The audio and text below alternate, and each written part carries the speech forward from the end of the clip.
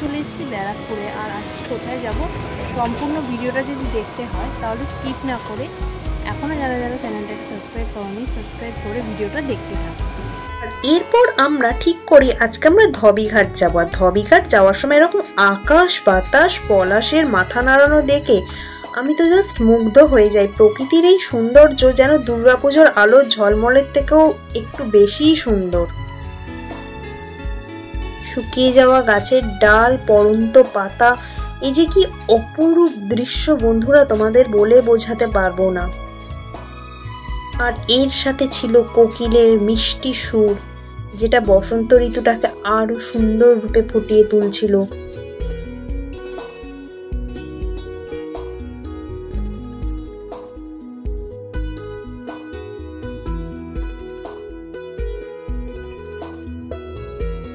আর প্রকৃতির এই সুন্দর রূপ দেখতে দেখতে আমরা ঢুকে পড়ি একটা শুনশান রাস্তায়, যেখান দিয়ে ধবিঘাট যাওয়ার কোনো জায়গাই ছিল না। তারপরে ওখানকার লোকাল পাবলিককে জিজ্ঞেস করে আমরা আবার ব্যাক করি অন্য রাস্তায়, আসল রাস্তায় যাই। আর ধবিঘাট যাওয়ার এই সেই আসল রাস্তা, এখান দিয়ে সোজা চলে গেলে ধবিঘাটটা পড়বে।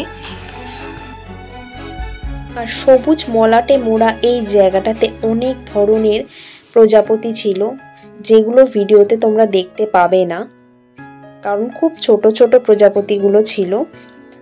আর এছাড়া এখানে অনেক ধরনেরই পাখি ছিল, যাদের কিচিরমিচিরগুলো শুনতে পাচ্ছিলাম। গাছের ফাঁকে ফাঁকে তারা খেলা করছিল।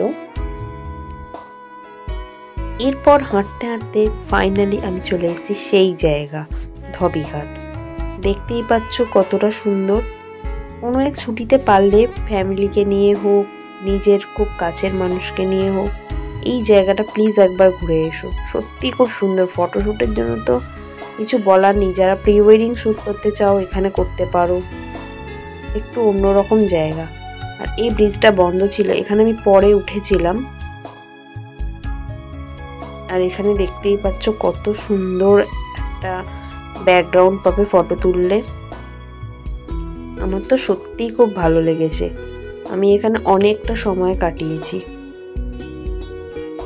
জনবসতিপূর্ণ এলাকা ছেড়ে যখন এরকম একটা শান্ত জায়গায় এলাম না, মনটা সত্যিই পুরো স্থির হয়ে গিয়েছিল। এখানে ঢুকেই আমার প্রথম চোখে পড়েছিল যে সবাই এই জায়গাটা থেকে ফটোশ্যুট করছে। আমিও ঠিক করে নিই যত কষ্টই হোক এখানে আমি ঢুকবো।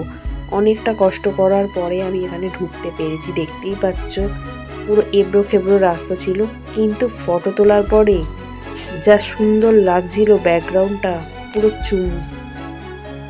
তবে এই জায়গাটা বর্ষাকালে খুব ভয়ঙ্কর হয়ে যায় আমার যা মনে হলো, কারণ নদী এখন শান্ত রূপে আছে। নদী কি সুন্দর শান্তভাবে নিজের গতিপথে বয়ে চলেছে, কিন্তু এই নদীরই বর্ষাকালে ভয়ঙ্কর রূপ দেখা যাবে। ওই যে কথায় আছে না, যে যত শান্ত হয় সে তত রাগী হয়, নদীও ঠিক সেই রকম। আর এখানে একটা জেলে দেখো মাছ ধরবে বলে জালটা ফেলবে। আমার এই জিনিসটা খুবই সুন্দর লেগেছে, কারণ আমি ফার্স্ট টাইম এই জিনিসটা দেখলাম।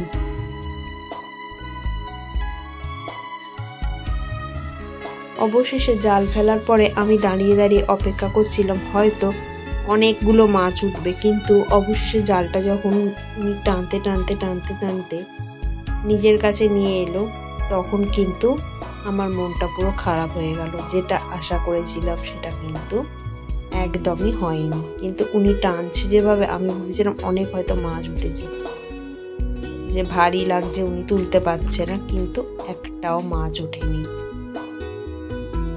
তারপর এনাকে একটু কয়েকটা ভিডিও শ্যুট করে দিই। দেখতেই পাচ্ছ সিনেমার হিরোর মতো আসছে কিভাবে।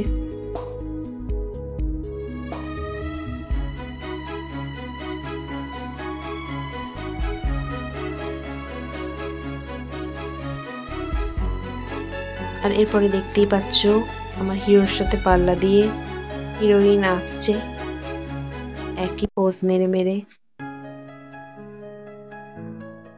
কিন্তু আমি ওর মতো সানগ্লাসটা খুলে ফেলিনি, এই পার্থক্য।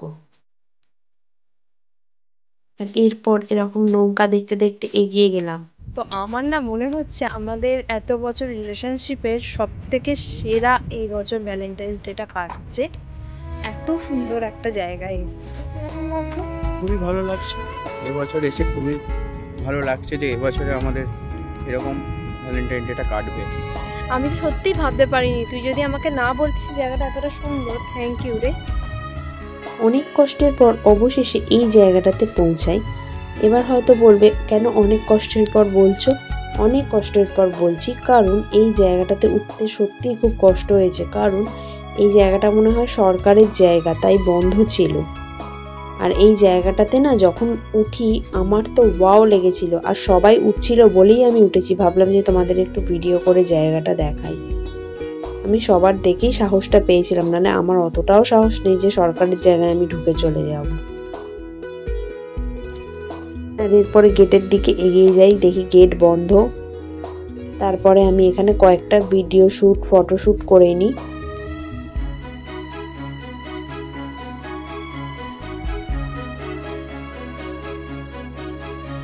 আর এখান থেকে মাত্র 7 টাকা করে টিকিট কেটে তোমরা সরাসরি চলে যেতে পারবে শ্রীরামপুর।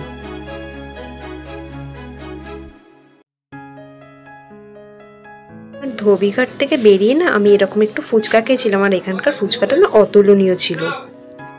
রোদে অনেকক্ষণ ঘোরার ফলে আমাদের গলাটাও শুকিয়ে গেছিল, তাই দুটো ক্যাম্পা কোলাও কিনে নিই।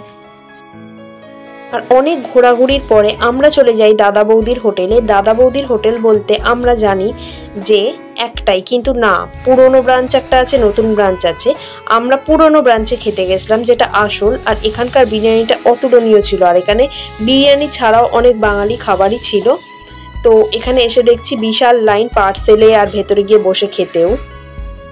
আর এরপর যেটা সহ্য করতে হয়েছিল সেটা হচ্ছে লাইনে দাঁড়িয়ে এরকম গরমাগরম বিরিয়ানি ভেতরে যাচ্ছে, সেটা আমাদের দেখতে হয়েছিল যে আমাদের ডাকটা কখন আসবে। এই অপেক্ষা করতে করতে আমাদেরও ডাক আসে, আর আমরা চলে যাই ভিতরে। আর ভিতরটা গিয়ে দেখি এত সুন্দর সাজিয়েছে ভ্যালেন্টাইন্স ডে উপলক্ষে। পর আবার অপেক্ষা কখন বিরিয়ানি আসবে, অর্ডার দিয়ে আমরা এভাবে ফটো তুলি। আর এত অপেক্ষার পরে দিয়ে যায় কলা পাতা 2 চামচ, স্যালাড আর জল। তারপরও বিরিয়ানি আসতে অনেক লেট হয়েছে। দীর্ঘ অপেক্ষার অবসান ঘটিয়ে চলে আসে আমাদের সামনে এরকম গরমাগরম বিরিয়ানি। আমরা সেদিন নিয়েছিলাম আলু বিরিয়ানি, আর প্রাইসটা ছিল 150 টাকা। আর কি করব, খাওয়া দাওয়া শেষ, ঘোরাঘুরি শেষ, এবার মন খারাপ করে দুলতে দুলতে ট্রেনে করে বাড়ি চলে এলাম। আজকের ভিডিওটা এখানেই শেষ করছি। সবাই ভালো থেকো, সুস্থ থেকো, নিজেদের খেয়াল রেখো, নিজেদের পরিবারের খেয়াল রেখো, আর আমার ভিডিওগুলো দেখতে থাকো। আর প্লিজ চ্যানেলটাকে সাবস্ক্রাইব করতে ভুলো না। বাই বন্ধুরা।